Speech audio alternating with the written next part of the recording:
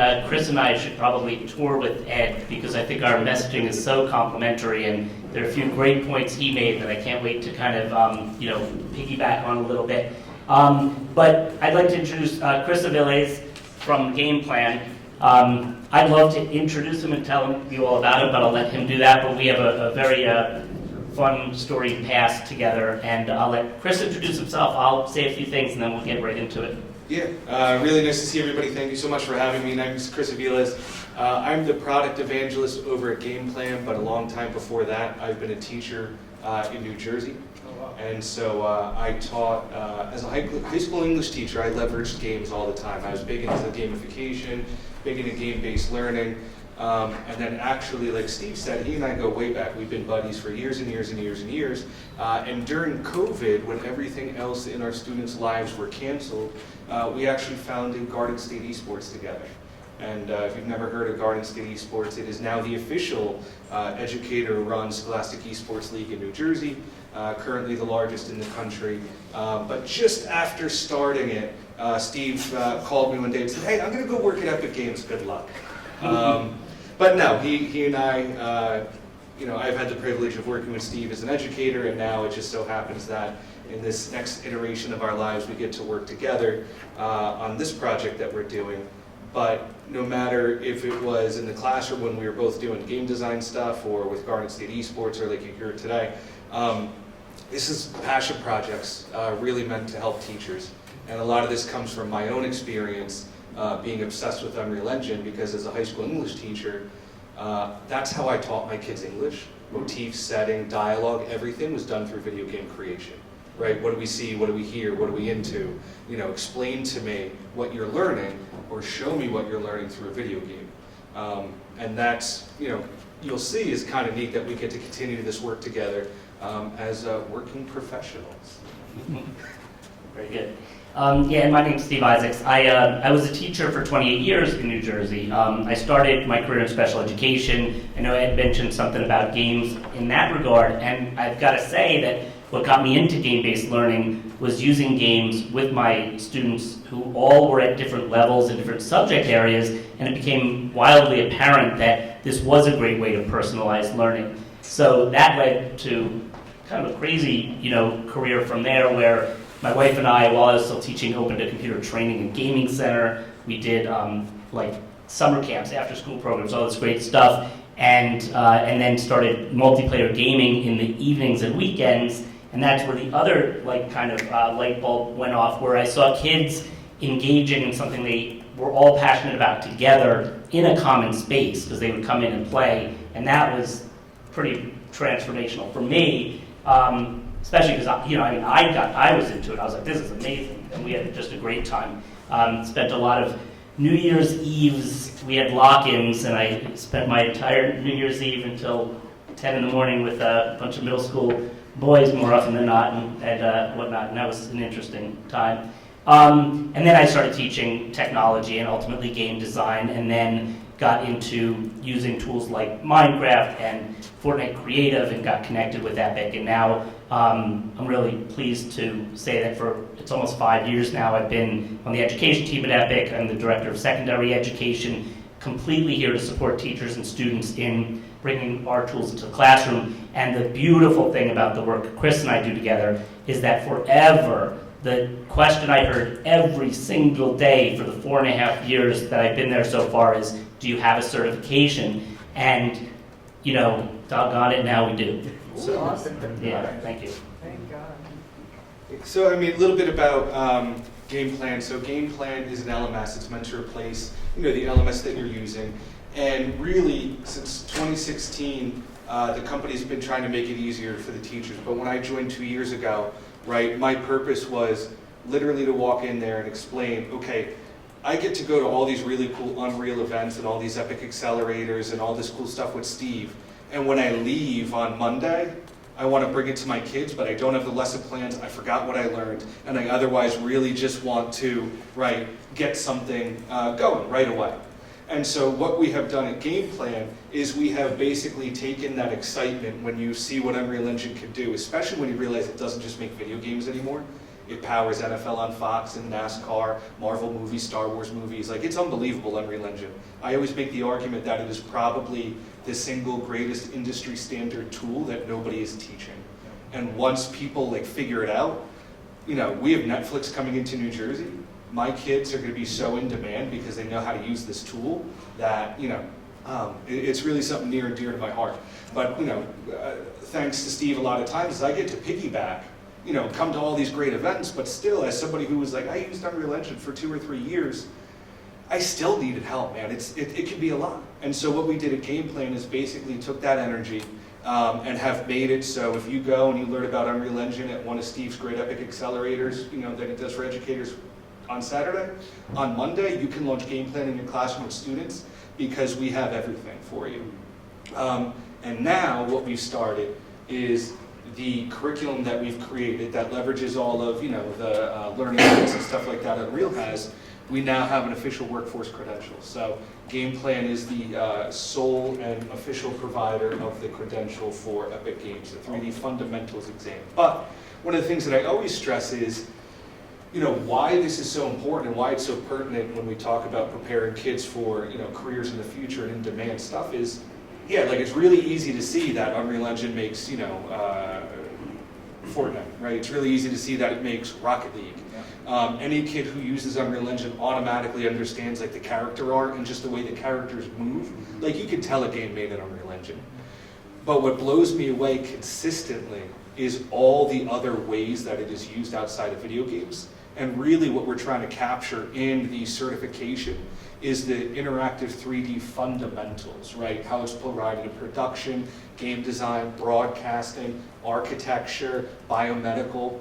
And we always like to show this video that kind of captures what exactly, right, the certificate's about. Because it's not a certificate in game design. Hi, I'm Amanda, a community manager at Epic Games. And today we're talking about interactive 3D. We're experiencing a major shift in the way we work and communicate. We've moved from text and images to video, and now to a world where interactive 3D content is the norm. We're going to explore the technology that powers interactive 3D content and the skills that will be important in this immersive new world. What do we mean by interactive 3D? What we're really talking about is the ability to interact with the digital world the same way you do with the real one. Playing a game like Fortnite on your phone or computer is an example of this. Or it could be a virtual reality or augmented reality experience where you need to use special glasses or hardware to view and take part. But interactive 3D is not just for entertainment. Now we can simulate the real world in a meaningful way. For example, doctors can practice surgery before ever touching a patient. And it's possible to not only simulate what a surgeon would see during the operation, but also how it should feel. Car designers can try out new designs more easily. Usually designers start with a full-size clay model of a new car, and that can cost a lot to produce and take weeks to make. Now they can try out and make changes to their designs in a virtual design space. And we can experience this in our everyday life too. Before you buy a new cool graphic tee, you can turn around a digital version and look at it from every angle, or even customize it with your own colors and designs. So how does this work? The technology that powers all of these experiences is called real-time rendering. This is how the Weather Channel creates realistic simulations of hurricanes and storms that the newscaster can interact with on screen. In a traditional 3D animation, the film you are watching is made up of a collection of static images that are rendered by a computer. Rendering is the process of converting a 3D model to a 2D image. Oftentimes, it can take a computer or a collection of computers days, weeks, or even months to render an entire film. To further complicate things, if an artist wants to make even the smallest change, the entire thing has to be re-rendered. With real-time graphics, the 3D computer-generated visuals that you see are rendered and displayed almost instantly, making it easy for a director to make changes to special effects instantly and collaborate on a virtual set with actors. A real-time engine is the software needed to create these immersive experiences. An Unreal Engine is an award-winning real-time engine. We call it an engine, but it's not like a car engine. It's actually computer software created with code. The creation process for interactive 3D involves bringing 3D models into a real-time engine where behaviors and intelligence can be applied.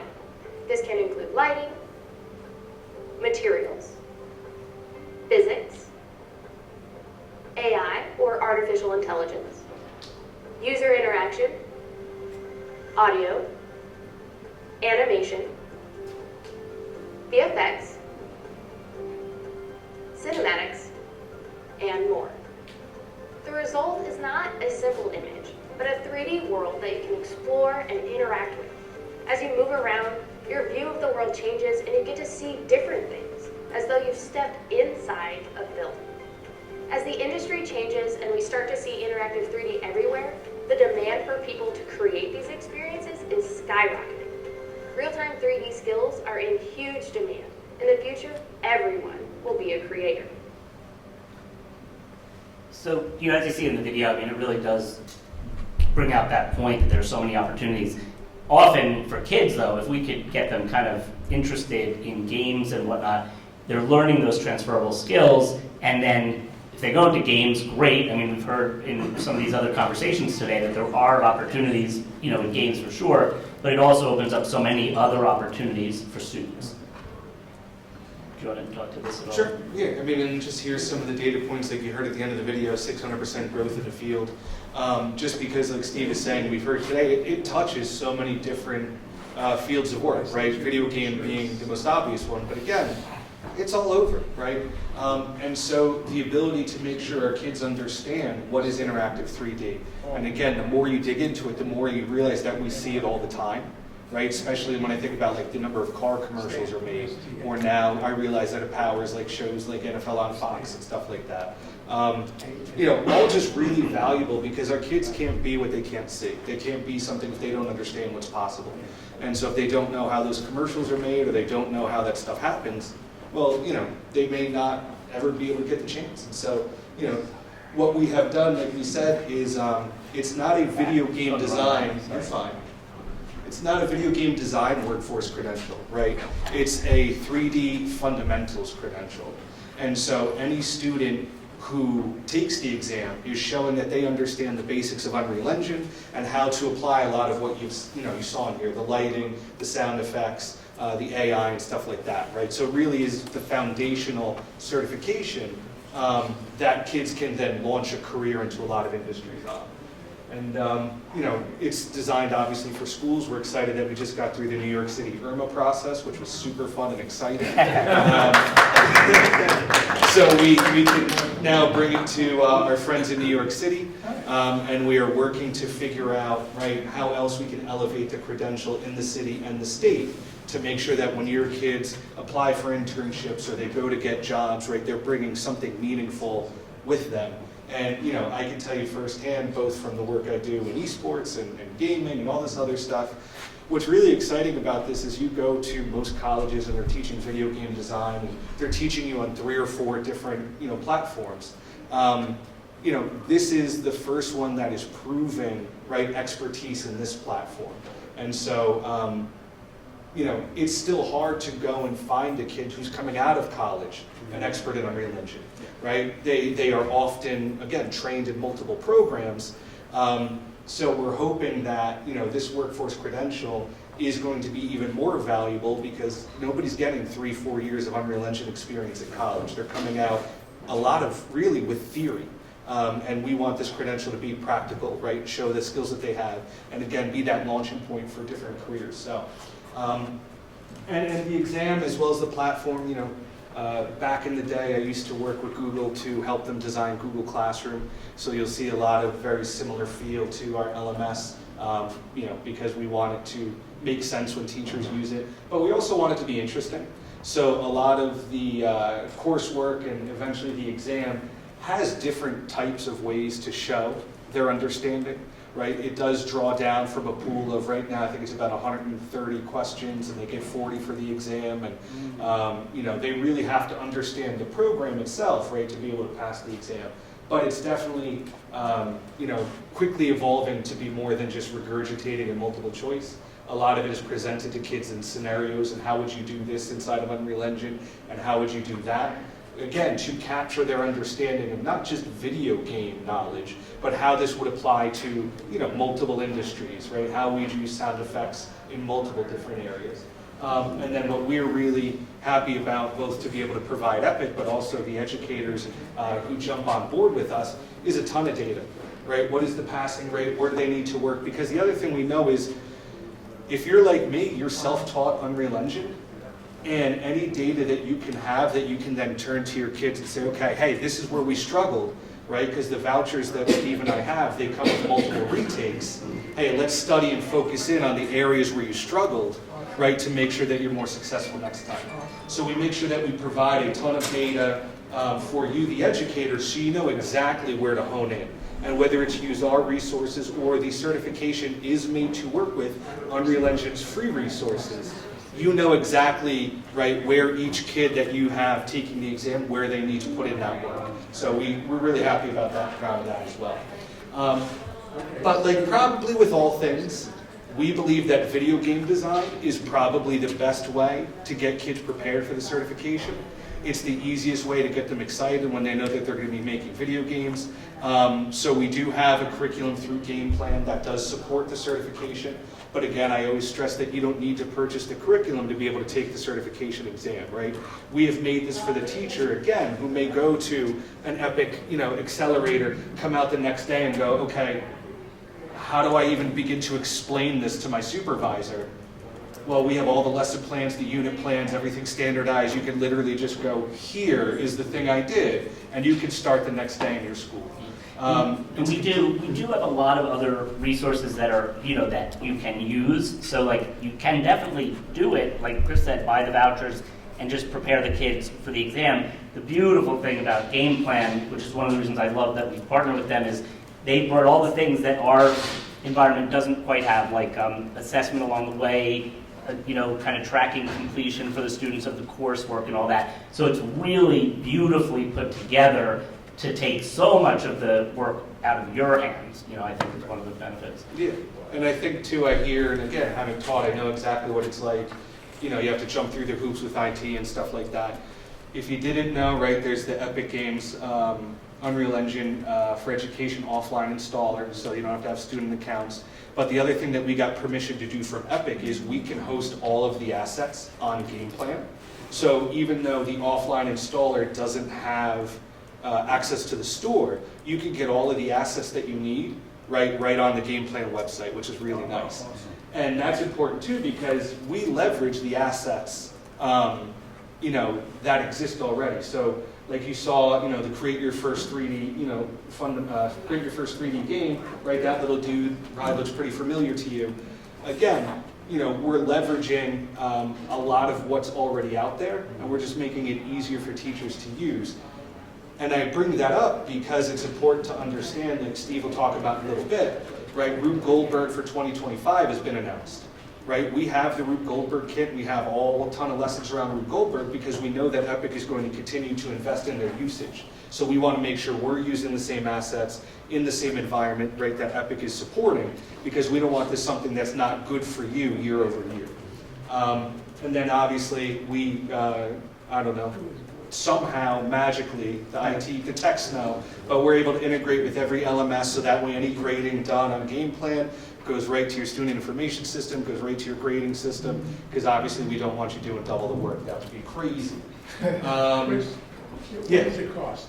So typically we're going to go with about 25 seats in the curriculum, including the vouchers, is about $2,500. Yeah, we're trying to keep it super reasonable. And I'll give you a quick spoiler alert, is we're going to get you all piloted for free before you leave today. Oh my God! Right, so, Awesome. yeah, no, listen, we're excited for what we're doing Wow. here. Steve and I are trying to really, we've been doing it for years, so to be able to provide it for educators. And the voucher part, if you just need the vouchers, is very competitive. I think it's less than what you would pay for Certiport and things Right. like that. So I think that's like if you're buying individual vouchers, it's like $50 a voucher or bulk pricing Yeah. and stuff. So that's, and CTE funding, I'm hoping that if Anthony over there, Tony can help us get this officially approved with New York City Board of Ed, then I think a lot of times your CTE funding can cover both the curriculum, the vouchers. I mean, that's all possible at least. Oh, look at that! There it is. So if you want to beta test the exam, we're giving educators a free voucher code. So any educator can go and take the exam. So not only will you get the certification if you pass, but you will know exactly what it's like and you'll be able to better prepare your kids, right? So if you do my little QR code, you'll get a meeting and we'll go over, make sure that you have everything you need to be successful, and we'll go from there, right? And so on top of that, you'll also be able to join our community. We have, it looks very much like Discord, and we've packed it full of educators from around the country who are doing similar stuff as you guys, because we've always found, you know, one of the best ways to help each other is to have a community. And then you'll also be able to preview the curriculum, right? So the game design curriculum is in there for you. You can check out, I think there's something like 20 lessons from all 8 units, so you get about 30% of the curriculum that you can look at and check it out. And yeah, so hopefully it's something that you guys really are excited about. And that talks a little bit about the package, but the other QR code will take you to the certification page on our website, which again outlines, you know, a lot of what I talked to you about today. But most importantly is you guys, you know, getting that certification, taking it, you know, it's something that you can put in your professional portfolio that you've earned a certificate. And then again, right, if you know what's on the exam, you know what the exam is like, you'll be better prepared for you know, to bring to your kids. So at City College, in the game development program, the third programming course is Unreal Engine. So if they got if the professor got a voucher and had 20 kids in his class, are all those kids then eligible to take the test? Or is it only the instructors that to be certified? Right now, because we want to elevate as many educators as possible, we're giving free vouchers to educators. Okay. So happy to give one to your professor. Then should you decide you want to bring it to the students, then we can figure out what that looks like. Great, okay. And, I'm just going to go through a few of these, if that's all right, and then get to a couple of slides also. So, you know, a lot of these are like the Unreal Engine 3D Fundamental Resource Guide. That, and if you email, I'll end up with the last slide of your contact info again. We can get you all of these resources, and that's basically an outline with links to find out, you know, to kind of cover all the topics that you need for your students to know, but that's not meant as a full curriculum, so it's like a study guide. So for a kid that's getting ready to take the exam, they can see individual videos and things about the different topics that they want to, you know, get caught up on. Then we have our Build Your First 3D Game course, which is very similar to what Chris has on Game Plan. We also have it on our site with 10 lessons that teach you a lot. And then the Build a Virtual Rube Goldberg Machine in Unreal Engine, that's been super fun. We do a competition, global competition. We have 2 divisions, the 17 and under and then 18 and over. And we do that with the Rube Goldberg Institute. We have partnered with Intel and Clever Lake Studios, and Intel provides prizing, including laptops for the winners of both divisions. And I'll get to another slide about that too. And then there are a few other courses, one in robotics in Unreal Engine, so you're both learning robotics but also learning Unreal Engine. And our Careers in Real-Time series includes careers in advertising, careers in animation, and careers in fashion. And all of those are really great because they have videos from industry professionals talking about that industry, how they got started, a little behind the scenes, and then students go through a 5-video guided lesson in creating a project that it, you know, shows what it's like to be doing this kind of work in that industry. The example I love is the advertising when they recreate an advertisement for Oreo cookies, which is quite fun. And then I wanted to show you this real quick because this is another one, Tony over there. We might be able to do something cool like this in New York City. We were, a number of us were in Denmark at the Viborg Film Festival and highlighted this program called Coffee, Cake, and Lego Fortnite, where we worked with children and their parents and I heard people talking before about the need to kind of involve parents more, and we did a great activity, like a 4-hour workshop or maybe more, where kids built physically with Legos, got their Legos into the game with Unreal Editor for Fortnite, and created an obstacle course. It was quite a fun event. We're here at the work celebrating game development, games, and kids taking power into developing what they love to see. What's super fun today is to see people of all ages, moms, dads, kids, all kinds of constellations, and see how they can come together and be really creative with Lego Fortnite. Are we ready to make some Lego Fortnite games? All right, let's go.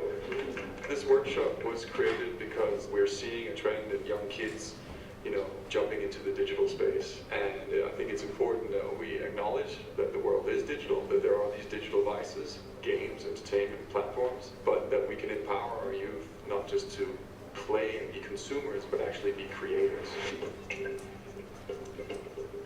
At både Lego, og så lavede vi derefter et i computeren.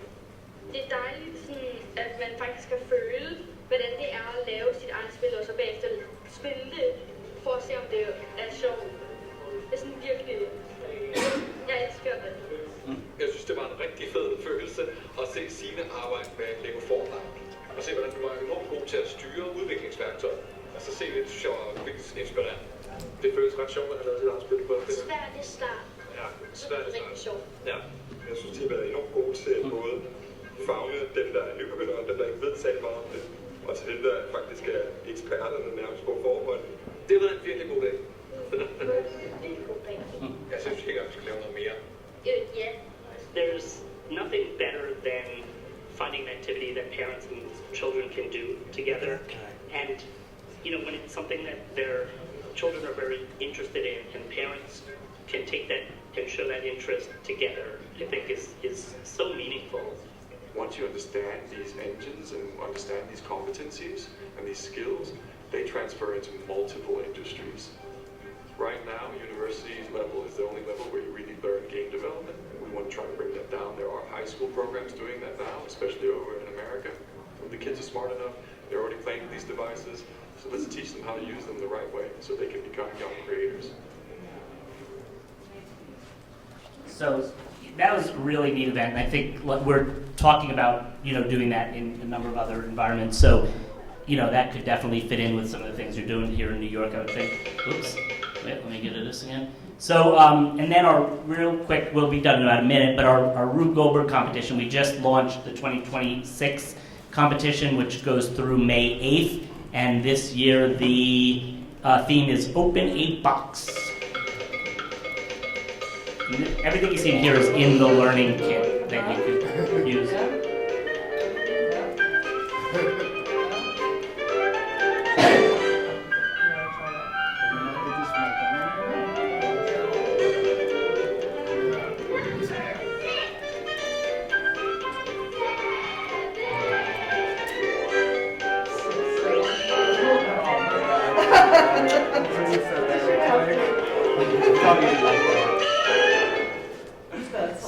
So I just want to say something. Yes. That's so funny. So this here, I actually did a demo for my school. Uh-huh. I actually got a job because of this demo that I created. Yeah. Really? Yeah. You got the job. Using our Unreal Learning Kit? Exactly. All I right. suggest that we stop, you can continue this conversation during lunch. Absolutely. Yeah, and I just have 2 slides with QR codes.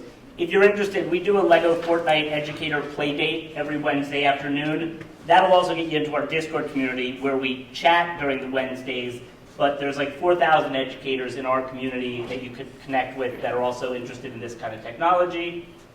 And finally, you got that if you needed it?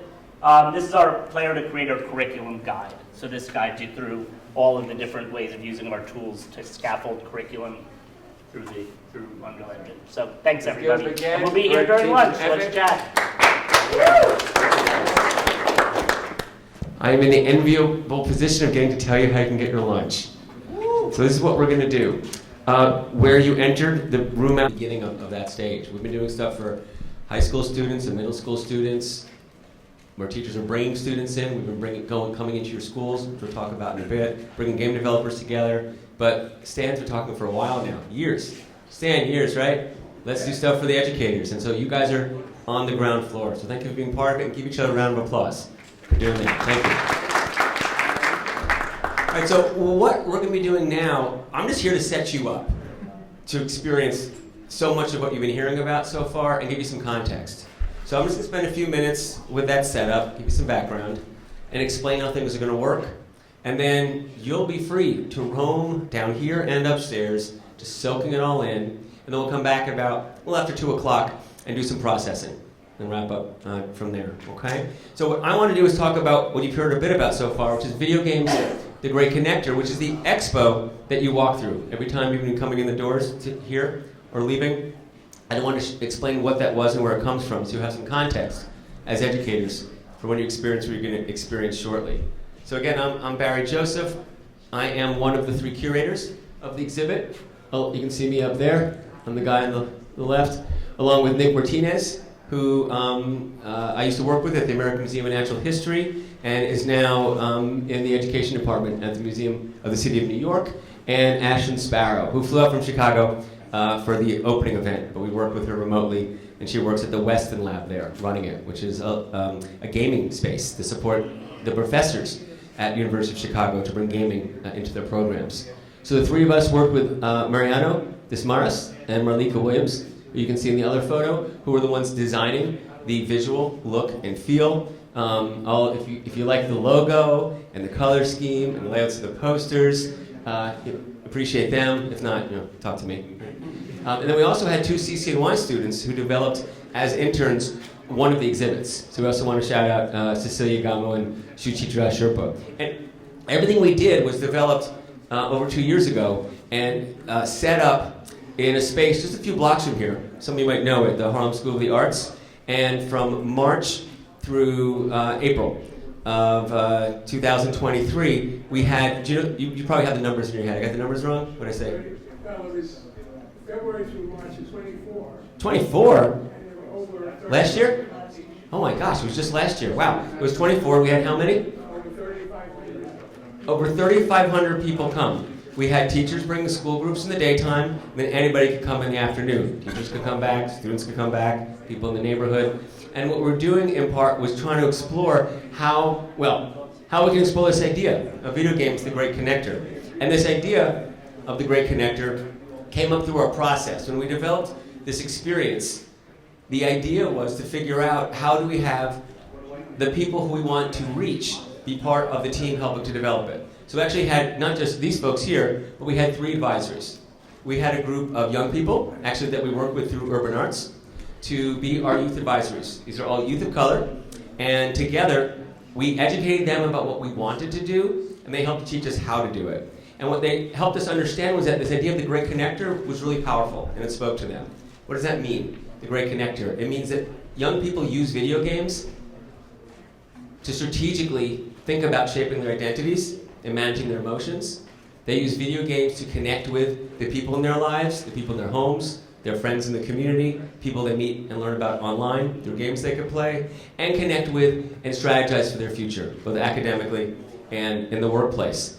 And these are things that we knew were things that we had hoped for, that we could explore, but weren't sure if that would connect with them. But as we spoke with them, this idea of how video games not only connect them with these aspects of their lives, but they use games to do this, versus this is what games do to young people. So much of the debate then, and now too, is about what are video games doing to young people? Oh, it's making them addictive. It's turning them toxic. And those are debates we should have and discussions that are important. But the flip side of that is, no, video games are going to secretly get young people interested in engineering. And they won't know that's what's happening, but then they'll want to go into this engineering field. But both of those discussions are exactly the same. It's about what games are doing to young people. We wanted to flip the script and look at youth agency and what young people are doing with games. So they helped us understand that this thematic concept of connecting was key. And within that, we also wanted to explore some other ideas. And they helped us understand that, yes, we wanted to develop an educational opportunity for young people of color to understand their relationship with games in their lives and their opportunities in the academic and professional workforce. But they also said to us, that's great, but don't make that the name of the exhibit. That should be in the foreground. We want racial equity to be a theme throughout, but it's in the background.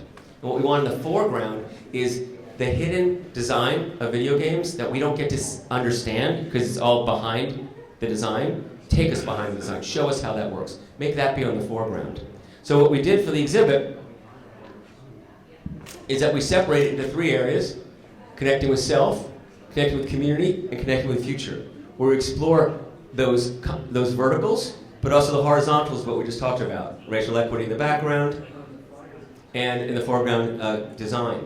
And I mentioned there were 3 advisories. Another advisory group were people in the community, people who were in the schools, people who, what were some other business leaders? Who else do we have in the advisory? School? Well, experts, Expert? students, Right. and then Community leaders. community leaders like, that's how we ended up in the Harlem School of the Arts. Yeah, so community organizations as well. And those adults said, we want to give you our advice, but we want the youth to speak first, which was great. And then the other group said the same thing. These were all New York City local game designers of color. And some of them you'll get to meet and play their games in the exhibit as well. And they said the same thing. We want to give you our feedback, but we want to hear from the young people first. So the young people kind of set this concept, and they helped us figure out how to do it right. And part of what they told us was, we don't want to experience yet another, someone coming in from the outside, give us some incredible resources, and leave, and all we can think of is, oh, it was so great to have those resources, and now we're missing them even more. And so part of the idea of the exhibit was to make sure when people came in, they left with more resources than they had from the beginning. And so when the exhibit closed, we turned into what you'll experience here, which is what we call the expo. It is a version of the exhibit that we can pack up in like a half hour and come to your school and set it up in about an hour. And then we're there for the day, and everything you experience up here, you get to have in your school. It's completely free, and we bring with it so many of the resources you've been experiencing so far today. Information about Battle of the Boroughs, urban arts, who might come in and offer a workshop for your teachers if you want them, or something special for the young people, and others. So that when we leave, and the expo leaves, the students, the teachers, and the administrators, should you choose, now have access to all these incredible resources around the city. And part of what we've been doing with Stan and Brian's leadership is figuring out who the partners might be, who we can keep bringing in these rich resources into the schools to connect schools with this emerging gaming and educational opportunities throughout the city. So what you're going to experience in a few moments is aspects of that expo when we set it up here at CCNY. So every single station that you're going to see has educational goals and learning prompts.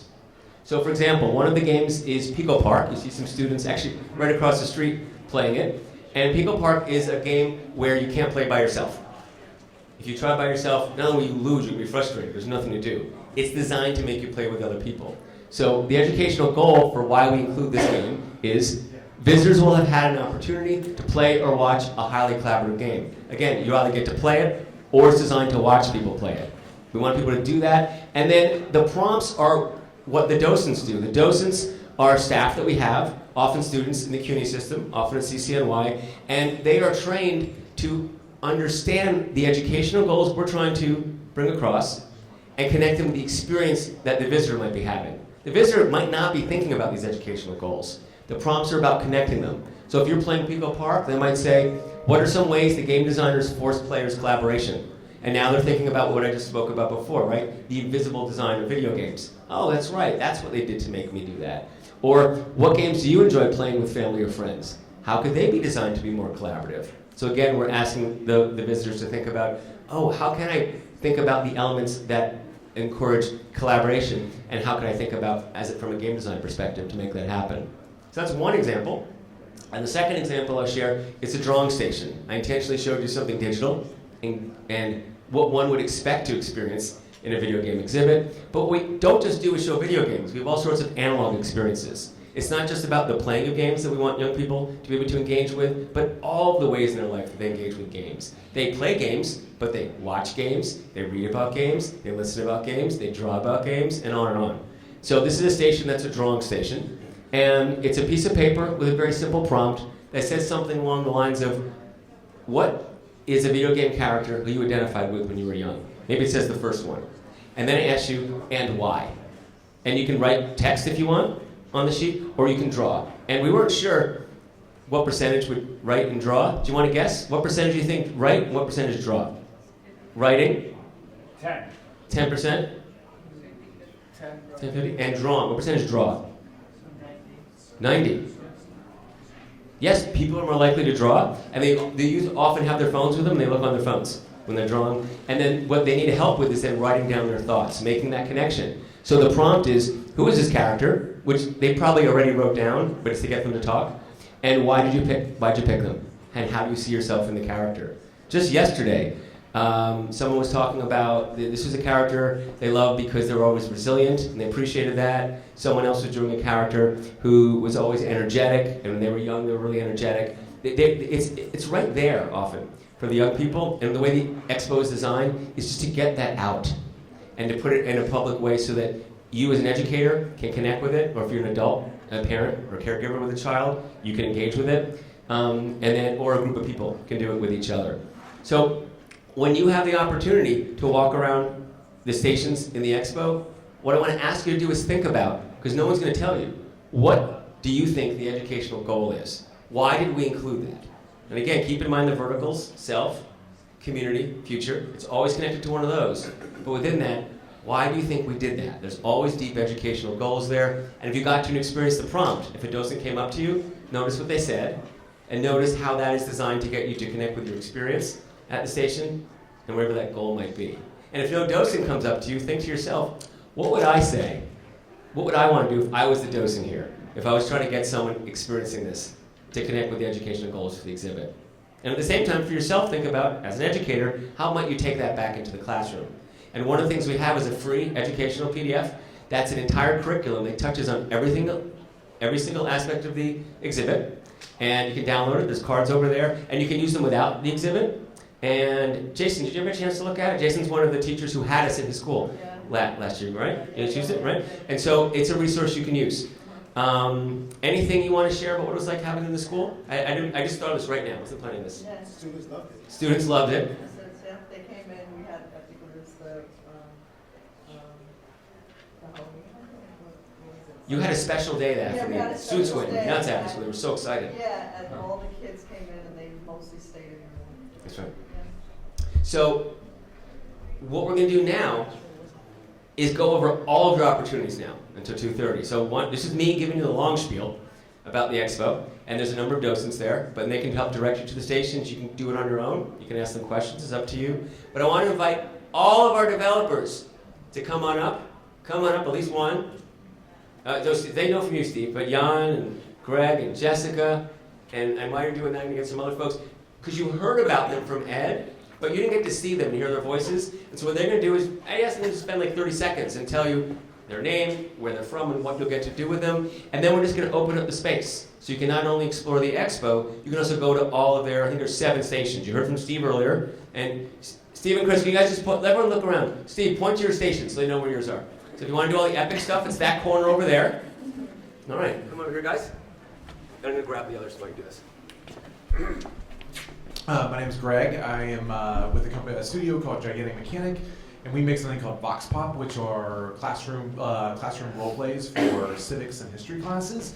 And we've always been really interested in how we make like live action games where we get people to basically argue. That's our big thing. So we use some technology to do that, to like coordinate all the kids in the classroom, make it so a teacher can DM the role play really easily, play videos that have it look really nice, and then collect votes and everything. But really, we give the kids all use Chromebooks or some device to kind of play the game to keep track of what's going on. But really, when the best part is when they like stop doing that, like put that down and start arguing with each other. So that's what we're after in our civics based role plays.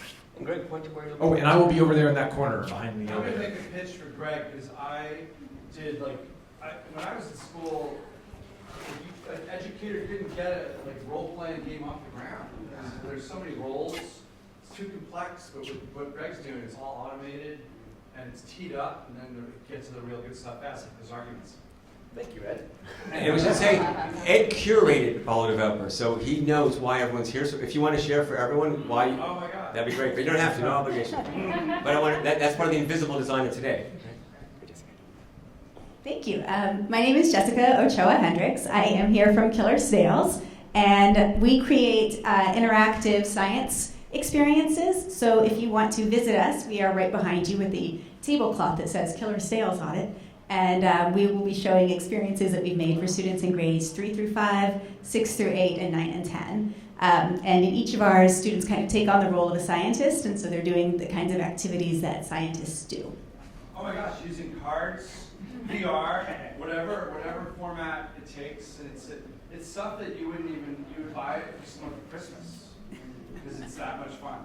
And I'd be remiss not to add that their first game, Killer Snails, was designed by the director of the new gaming program here that Stan mentioned earlier. Oh, wow. Yeah? And I worked on it too. Hello, everyone. My name is Jan. I'm with New York University, that university downtown. And we have a lab called Create, where our mission is to invent, design, and study the future of learning. So we think a lot about the future of learning, how games, simulations, virtual reality, and now AI will shape the future of learning, and how to design digital media to be effective for learning. We're out here just when you come out on the left, there's a table that says Create, where we show 3 of our games, and those are brain training games. They're available for free in the App Store and Google Play because they were funded by the federal government. The US Department of Education has an Institute of Education Sciences. It's being dismantled right now. But at its heyday, it had wonderful grants to support the design and study of games to actually make sure they work. And so that's our mission, to not just design something and say, here, take it, but to actually do the research to say, does it work? And for that, we invite New York City students to come to our school. Teachers can bring their classes on field trips to our school, to our university, to my lab, and participate in the research. And we do some programming, feed you pizza. Teachers get a double espresso. Hi everyone, I'm Dimitra. I'm the founder of Pewberry. Pewberry is a gamified and medically verified AI-powered health curriculum for K through 12.